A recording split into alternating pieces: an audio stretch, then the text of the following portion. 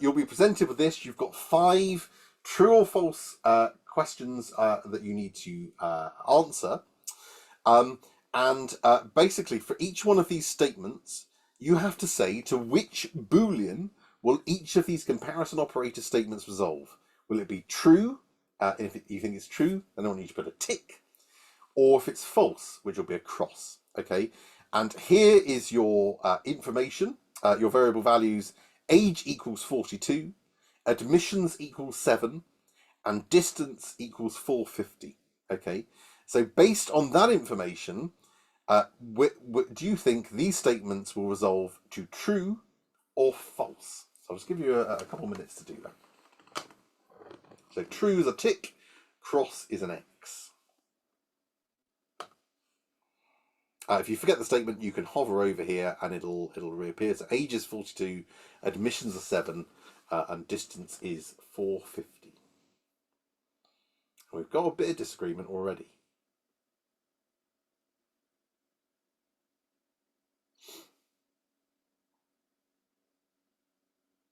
Once I turn this into an actual game show, there'll be some music at this point.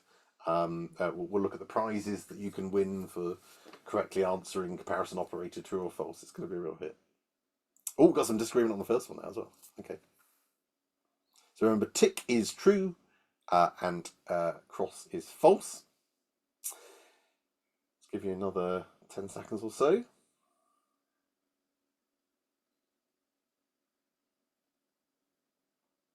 That fourth one in particular seems to have a bit of disagreement on it.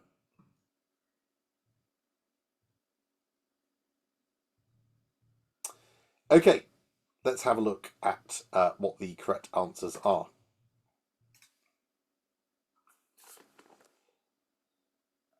Here we go. So the majority of you got the correct answers on all these, so well done. So first statement is saying, is age greater than 42? Well, the age is 42. So that is false. The age is not greater than 42. It is 42. So that would resolve to a false statement. This statement says admissions are strictly equal to 5. So admissions are 5. Well, what are admissions? They're 7. So that is not true either. That is also false. Then we've got this statement here, which says distance is less than 500 and the age is less than or equal to 42. Well, the distance is 450, so distance is less than 400, and age is 42, which means that is true. So age is less than or equal to 42. Well, it is. It's equal to it.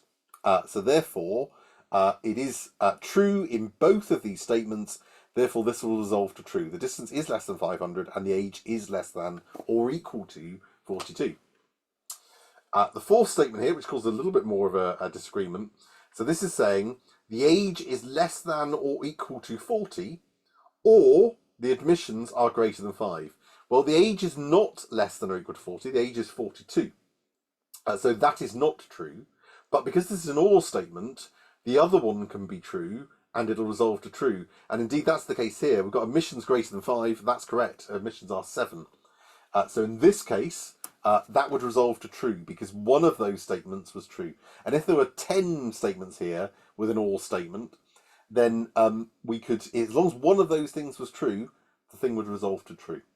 Okay. So and or can be useful for your conditional logic. Say, I need all of these things to be true, use and, or need just one of those things to be true, in which case use an or statement.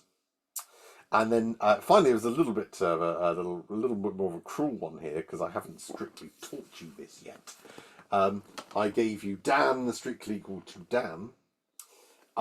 So this is mainly just to introduce you to a little wrinkle here. So we said that strings in Python are basically sequences of characters. That means that a string with a capital letter D at the start of Dan is not the same as a string with a lowercase letter d.